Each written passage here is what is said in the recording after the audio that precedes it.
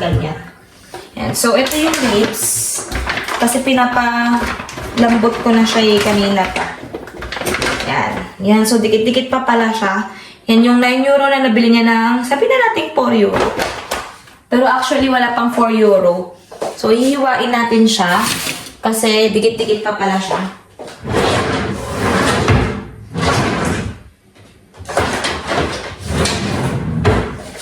Para unahin ko na tong pakuluan.